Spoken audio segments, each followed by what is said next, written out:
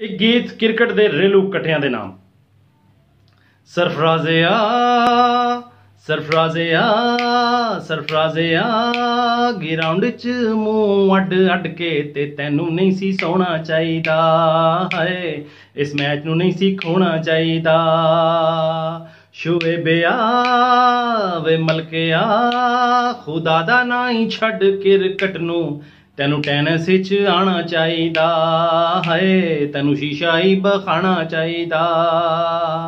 इनामिया वे परचिया हुण तैनू भी मामा जी दे नाल अड़िया तबलीग उत्ते जाना चाहिदा है, तैनू टीम विच नहीं आना चाहिदा।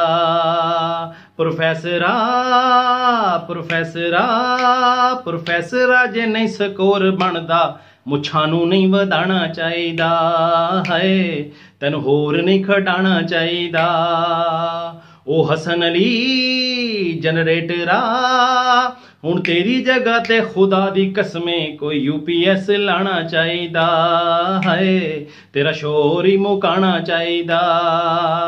इमादिया शादाबिया वहाबिया जेड़ा भी वड्डे मैचां च नहीं चलदा ओनू होर नहीं खडाना चाहिदा है, ओनू उत्थे लम्या पाना चाहिदा, ओनू घर वापस जाना चाहिदा है, इस कौम नू नहीं सताना चाहिदा।